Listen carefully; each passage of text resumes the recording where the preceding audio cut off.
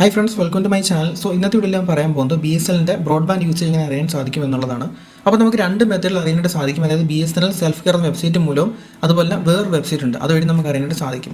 So നമുക്ക് first BSNLന്റെ self care എന്ന website മൂലം എങ്ങനെ കാണാൻ സാധിക്കുമെന്ന് നോക്കാം. സോ അതിനായിട്ട് നമ്മൾ BSNL സെൽഫ് കെയർ ലോഗിൻ ചെയ്യുമ്പോൾ നമുക്ക് ഈ ഒരു സ്ക്രീൻ കാണിക്കും. ഈ ഒരു സ്ക്രീനിൽ നമ്മൾ BSNL ബ്രോഡ്ബാൻഡ് എന്ന് പറഞ്ഞ ഓപ്ഷൻ സെലക്ട് ചെയ്യുക. സോ ഇവിടെ ഈ ഓപ്ഷൻ സെലക്ട് ചെയ്ത് കഴിഞ്ഞാൽ നമ്മൾ വേറെ സ്ക്രീനിലോട്ടാണ് പോകുന്നത്. ഈ ഒരു സ്ക്രീനിൽ നമ്മുടെ കറണ്ട് ബില്ലും കാര്യങ്ങളൊക്കെ അറിയാനായിട്ട് സാധിക്കും. അതിൻ്റെ ഏറ്റവും ലെഫ്റ്റ് സൈഡിലായിട്ട് മൈ യൂസേജ് എന്നൊരു ഓപ്ഷൻ ഉണ്ട്. ആ ഓപ്ഷൻ സെലക്ട് ചെയ്യുക. ഓക്കെ, ഈ ഒരു ഓപ്ഷൻ സെലക്ട് ചെയ്യുമ്പോൾ നമുക്കിവിടെ ബ്രോഡ്ബാൻഡ് യൂസേജ് എന്നൊരു ഓപ്ഷൻ കാണാനായിട്ട് സാധിക്കും. ആ ഓപ്ഷനിൽ നമ്മൾ ക്യുമുലേറ്റീവ് അൺബിൽഡ് യൂസേജ് സെലക്ട് ചെയ്ത് കൊടുക്കുക.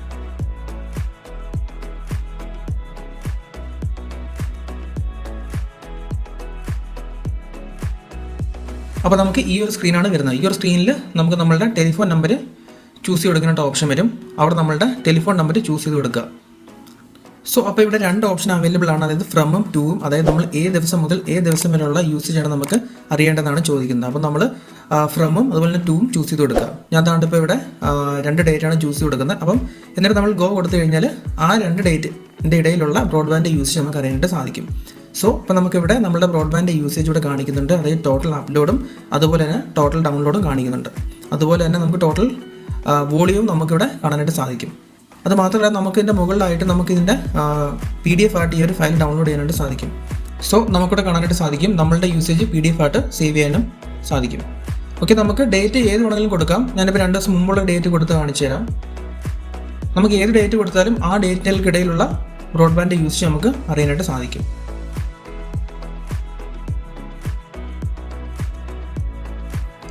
സോ എങ്ങനെയാണ് നമ്മളുടെ ഫോൺ ഇതിൽ ആഡ് ചെയ്യുന്നത് എന്നുള്ള വീഡിയോ ഞാൻ മുമ്പ് ചെയ്തിട്ടുണ്ട്. അപ്പോൾ ആ ഒരു വീഡിയോ കണ്ടു നോക്കാം.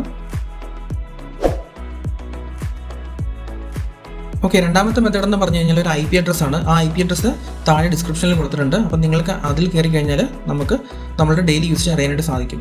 സോ ഇവിടെ ആ വെബ്സൈറ്റിൽ കയറുമ്പോൾ നമുക്ക് ഈ ഒരു ഓപ്ഷനാണ് വരുന്നത്. ഇവിടെ നമുക്ക് 2 ഓപ്ഷൻ ഉണ്ട്, അതായത് നോ യുവർ യൂസേജും അതുപോലെ ഫുൾ ഹിസ്റ്ററിയും. നമുക്കിവിടെ രണ്ടും അറിയാനായിട്ട് സാധിക്കും. ഇവിടെ നോ യുവർ യൂസേജ് കൊടുത്തു കഴിഞ്ഞാൽ നമ്മളുടെ കറണ്ട് പ്ലാനും അതുപോലെ തന്നെ നമ്മളുടെ മന്ത്ലി യൂസേജും ഡെയിലി യൂസേജും അറിയാനായിട്ട് സാധിക്കും. ഒരു കാര്യം ശ്രദ്ധിക്കേണ്ടത്, ഈ വെബ്സൈറ്റിൽ കയറുമ്പം നമ്മളുടെ BSNL ബ്രോഡ്ബാൻഡ് ഇൻ്റർനെറ്റ് വഴിയായിരിക്കണം നമ്മൾ കണക്ട് ചെയ്തിരിക്കേണ്ടത്. എങ്കിൽ മാത്രമേ നമ്മൾക്ക് ഈ വെബ്സൈറ്റ് ആക്സസ് ചെയ്യാനായിട്ട് സാധിക്കൂ. വേറെ നെറ്റ്വർക്ക് വഴിയൊന്നും ഇതിൽ കയറാനായിട്ട് സാധിക്കത്തില്ല. പക്ഷേ സെൽഫ് കെയർ എന്ന് പറഞ്ഞ വെബ്സൈറ്റിനകത്ത് നമുക്ക് ഏത് നെറ്റ്വർക്ക് വഴിയും കയറാനായിട്ട് സാധിക്കും. അപ്പം ഈ ഒരു മെത്തേഡ് വഴിയാണ് നമ്മൾക്ക് ഇൻ്റർനെറ്റിൻ്റെ യൂസേജ് അറിയാനായിട്ട് സാധിക്കുന്നത്. അത് മാത്രമല്ല ഈ വെബ്സൈറ്റിലൂടെ നമുക്ക് ചെറിയ ടോപ്പപ്പും കാര്യങ്ങളൊക്കെ ചെയ്യാനായിട്ട് സാധിക്കും. ഇവിടെ ഒരുപാട് ടോപ്പപ്പ് അവൈലബിൾ ആണ്. ഈ വെബ്സൈറ്റ് നമുക്ക് മൊബൈൽ വഴിയും ആക്സസ് ചെയ്യാനായിട്ട് പറ്റും. മൊബൈലിൽ ഈ ഒരു IP അഡ്രസ്സ് ടൈപ്പ് ചെയ്ത് കൊടുത്തു കഴിഞ്ഞാൽ നമുക്ക് വളരെ ഈസി ആയിട്ട് മൊബൈലിലും ഈ ഒരു അഡ്രസ്സ് ആക്സസ് ചെയ്യാനായിട്ട് സാധിക്കും.